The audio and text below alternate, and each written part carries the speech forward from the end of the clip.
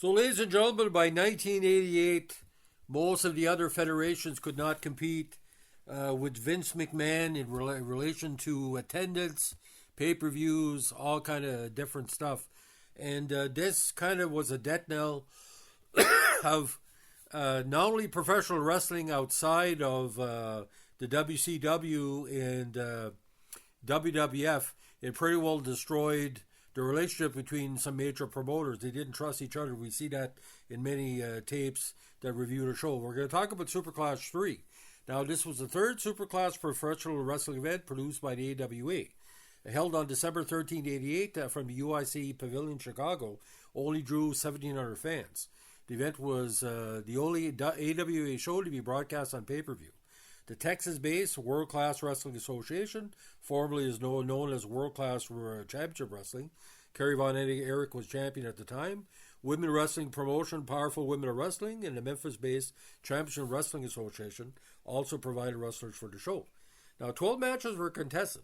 The main event was a tag team match when the Rock and Roll Express, Ricky Morton and Robert Gibson, fought the Stud Stable, Robert Fuller and Jimmy Golden, to a double DQ. The penultimate match was the most important match of the event, in which the AWA World Heavyweight Champion Jerry Lawler defeated the WCWA World Heavyweight title holder Kerry Von Erich in a unification match to bring together the WCWA and the AWA heavyweight titles. The show again was poorly received critically and economically, only 45,000 buys. Soon after, the WCWA was bought up by Jerry Lawler and Jerry Jarrett and merged with the CWA, become the United States Wrestling Association. The show was eventually added to the WWE Network in June 2016. It is also free on YouTube. According to my count, ladies and gentlemen, with commercials, is around a 3-hour show. And, not paying for it, you get your money's worth. The opening match of the event was a 6-man tag team match with the Guerrero brothers. Chavo, Mondo, and Hector, same Eddie's family, took on Cactus Jack and the Rock and Roll RPMs. Chavo hit a moonsault to Tommy Lane for the win.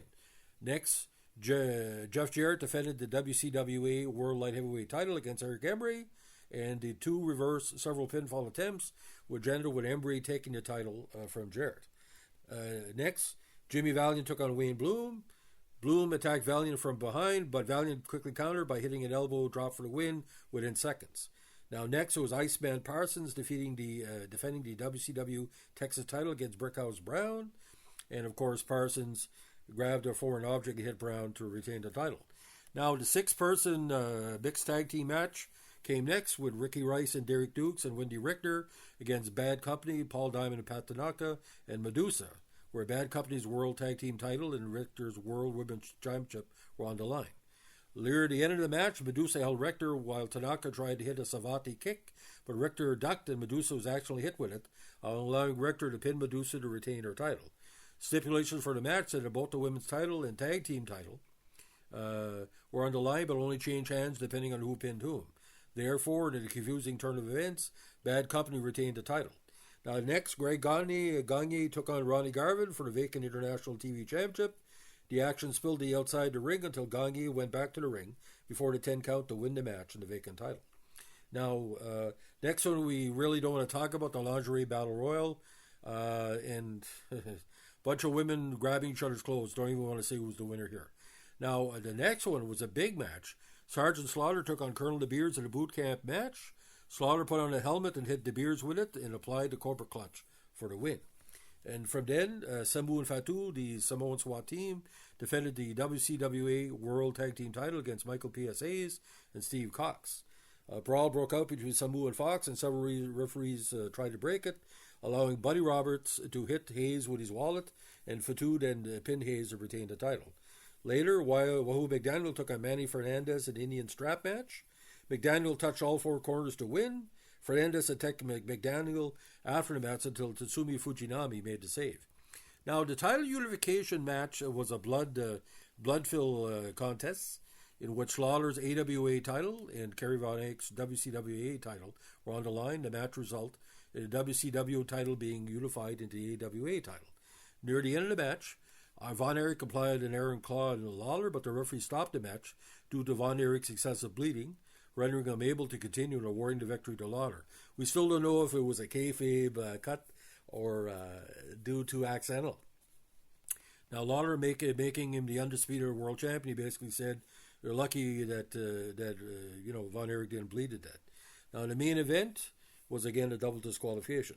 Now, Superclass 3 was extremely poorly received in the press as well, mostly the PWI and Pro Wrestling Press, as the event was not a financial success, and Vern Gagne did not pay the visiting talent the agreed amount for their participation due to low buy rates. He was expecting, I think, maybe 100,000, but I don't think it was even shown in certain parts of Canada. Now, many pro wrestling experts have considered the event to be the downfall of AWA, as people refused to work for Gagne, but for his failure to pay the wrestlers. The most notable criticism came from Jerry Lawler, who was not paid for his participating in the event, and Gagne ultimately stripped him the title and buried him on AWA television, despite the fact he was a title holder, and he never ever gave the title back and refused the booking dates. Now, longest match of the night was the Von Erich Lawler match, almost 20 minutes, 1853. And like I said, the Valiant Wayne Bloom match, if you miss it 24 seconds. But what was kind of strange, ladies and gentlemen, the second longest match of the night was the street fight lingerie battle royal, and not sounding exciting as it seems.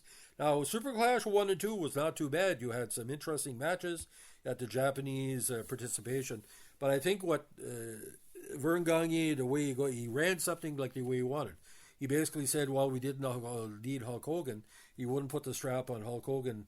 It wasn't just Superclass 3. He made many strange decisions, and we find out later on maybe he was suffering from early stages of cognitive issues or Alzheimer's, because he was diagnosed with that not long after, but a few years after.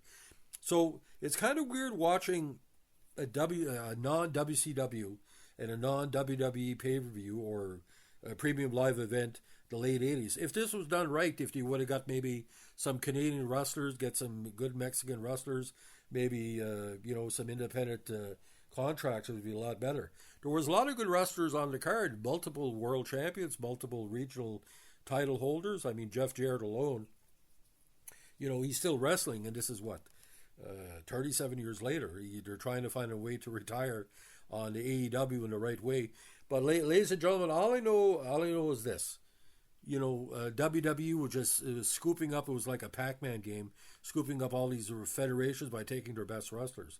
But like I said, there's something could have been done. I don't think. Well, Gagne didn't have enough contacts in Montreal. Atlantic Grand Prix Wrestling, Stampede Wrestling, which was kind of still around the time to help out. But see, you don't pay, you don't play. That's the way it works. But I mean, expecting 100,000 people to buy that. I don't know. I've seen prices of $19.95 to $29.95 for 88. That was like over $100 now. So anyway, Superclass 3, I've watched it before. I give it a C-. There's some good matches here, but a lot of people were wasted on the card, especially the Guerreros alone. I would like to see more from them. Not enough individual matches. So, ladies and gentlemen, if you like what we're doing here with our Pro Wrestling Vintage podcast, let us know in a like, comment, subscribe, or share. Bye.